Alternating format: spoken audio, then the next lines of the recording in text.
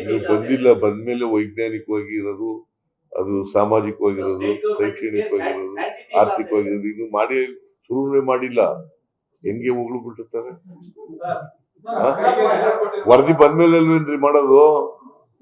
ವರದಿ ಬರಕ್ ಮುಂಚಿದಾಗೆ ವೈಜ್ಞಾನಿಕವಾಗಿದೆ ಅಂತ ಹೇಳ್ಬಿಟ್ರ?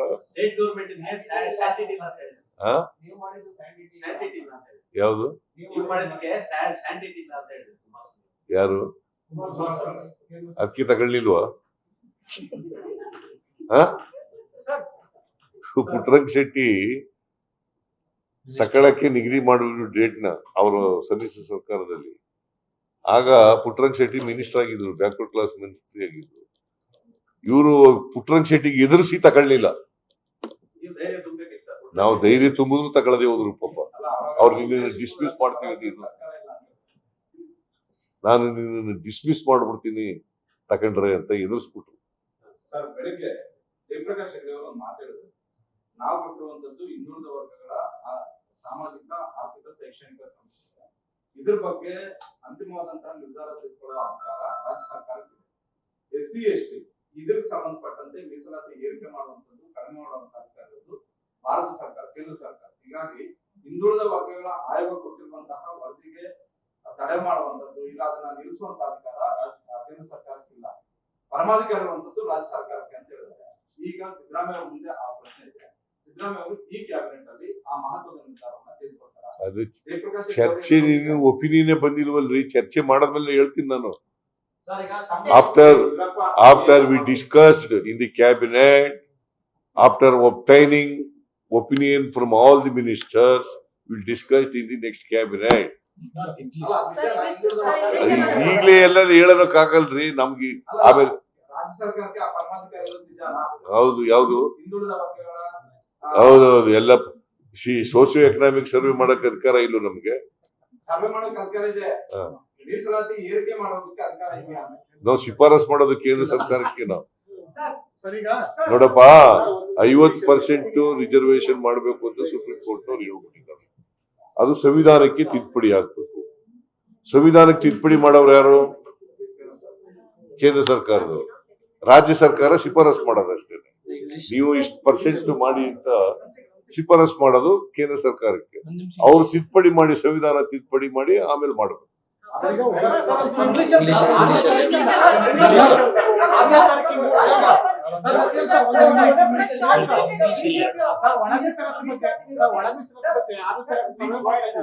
ಈಗ ಸರ್ವೆ ಕಂಟಿನ್ಯೂ ಮಾಡ್ತೀರಾ ನಿಲ್ಲಿಸ್ತೀರಾ ಸರ್?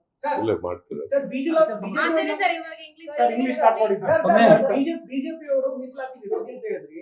ನಿನ್ನೆ ಧರ್ಮೇಂದ್ರ ಪ್ರಧಾನ್ ಅವರು ಈ ಕ್ಯಾಸ್ಟ್ ಸೆನ್ಸಸ್ ಅನ್ನ ಅನೌನ್ಸ್ ಮಾಡುವಂತ ಸಂದರ್ಭದಲ್ಲಿ ನೆಹರು ಅವರು ಕೂಡ ಈ ಕ್ಯಾಸ್ಟ್ ಬೇಸ್ಡ್ ರಿಸರ್ವೇಶನ್ ಅನ್ನು ವಿರೋಧಿಸಿದ್ರು ಅಂತ ಒಂದು ಗಂಭೀರವಾದಂತ ಆರೋಪವನ್ನು ಮಾಡಿದ್ದಾರೆ. ಇಲ್ಲಿ ಯಾವಾಗ ಮಾಡಿದ್ರಂತೆ? ಹಿಂದೆ 53-52 ಅಪೋಸ್ ಮಾಡಿದ್ದಕ್ಕೆ ನೋಡ್ರಿ, ಇದೆಲ್ಲ ಅಪಪ್ರಚಾರ, ಸುಳ್ಳು ಅಪಪ್ರಚಾರ. ಮತ್ ನೆಹರೂರವರಿಗೆ ಹಿಂದೂ ಕೋಡ್ ಬಿಲ್ ವಿರೋಧ ಮಾಡಿದ್ರು ಅಂತ ಹೇಳ್ತಾರೆ ಅಲ್ವಾ? ಅದು ಅಪಪ್ರಚಾರ ಅಲ್ವಾ? ಬೇರೆ ಬೇರೆ ರಾಜ್ಯಗಳಲ್ಲೆಲ್ಲ ಮಾಡಿಸಿದಾಗ ಪ್ರಧಾನ ಮಂತ್ರಿ ಆಗಿದ್ದವ್ರು ಯಾರು? ಮತ್ತೆ ಏನೋ ಹೇಳ್ತಾರೆ ನೋಡ್ರಿ. ತಳಪ್ಪ, ಇಂಗ್ಲಿಷ್ ನಲ್ಲಿ ಹೇಳ್ಬಿಡ್ತೀನಿ ಒಂದ್ 2 sentence. Yesterday, the government of India has taken a decision to conduct the caste census in the country, along with the census, along with the next census. I congratulate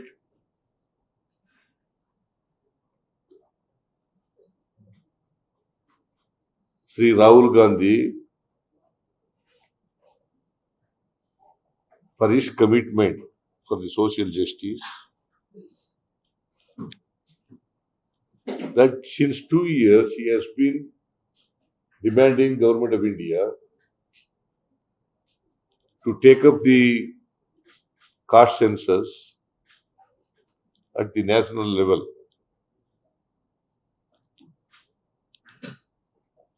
is also instrumental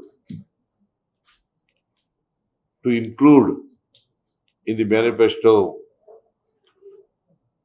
of Congress party in the last election, Assembly Parliament election, is instrumental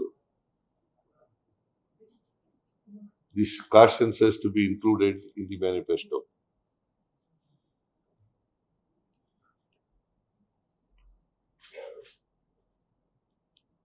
All along,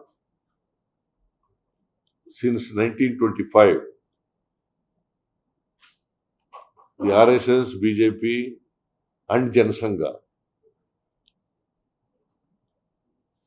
they have been opposing socio-economic caste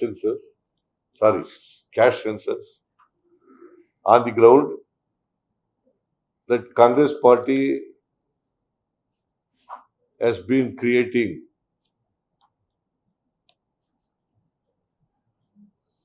and they are creating struggle between the two communities. Caste in our social system, caste is a reality. You can't forget the caste. Through caste only, we will have to achieve the equality in the society. Otherwise, the inequality in the society among various castes will be continued.